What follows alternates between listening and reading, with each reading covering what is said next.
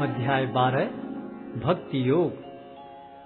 अर्जुन ने पूछा, जो आपकी सेवा में सदैव तत्पर रहते हैं या जो अव्यक्त निर्विशेष ब्रह्म की पूजा करते हैं, इन दोनों में से किसे अधिक पूर्ण माना जाए? श्री भगवान ने कहा, जो लोग अपने मन को मेरे साकार रूप में एकाग्र करते हैं और अत्यंत श्रद्धा पूर्वक मेरी पूजा करने में सदैव लगे रहते हैं, वे मेरे द्वारा परम सिद्ध माने जाते हैं।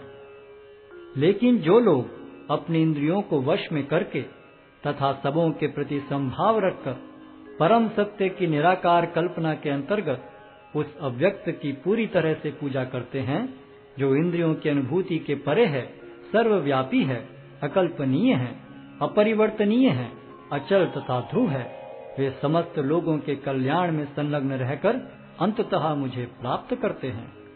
जिन लोगों के मन परमेश्वर के अव्यक्त निराकार स्वरूप के प्रति आसक्त हैं, उनके लिए प्रगति कर पाना अत्यंत कष्टप्रद है।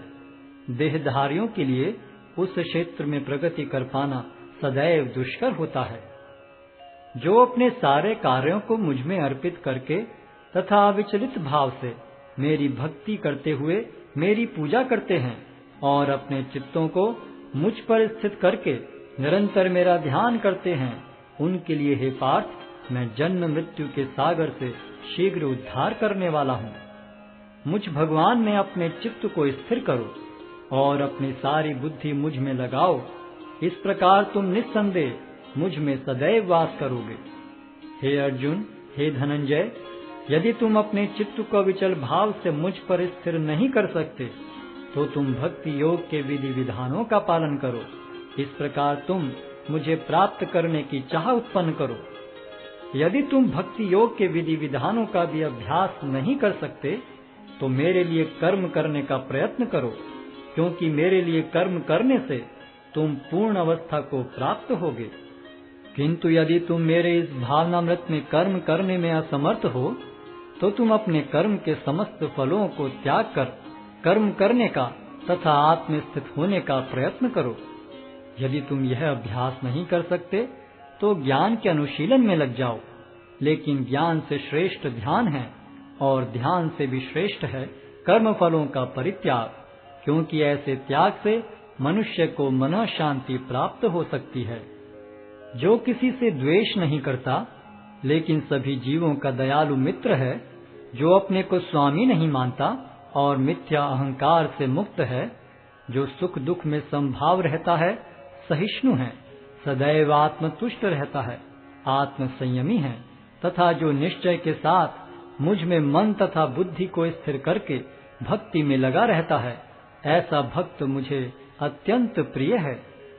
जिससे किसी को कष्ट नहीं पहुंचता तथा जो अन्य किसी के द्वारा विचलित नहीं किया जाता, जो सुख दुख में भय तथा चिंता में संभाव रखता है, वह मुझे अत्यंत प्रिय है। मेरा ऐसा भक्त जो सामान्य कार्यकलापों पर आश्रित नहीं है, जो शुद्ध है, दक्ष है, चिंता रहित है, समस्त कष्टों से रहित है और किसी फल के लिए प्रयत्नशील नहीं रहता, मुझे अतिशय प्रिय है। जो न कभी हर्षित होता है, न शोक करता है, जो न तो पछताता है, न इच्छा करता है, तथा जो शुभ तथा अशुभ दोनों प्रकार की वस्तुओं का परित्याग कर देता है, ऐसा भक्त मुझे अत्यंत प्रिय है।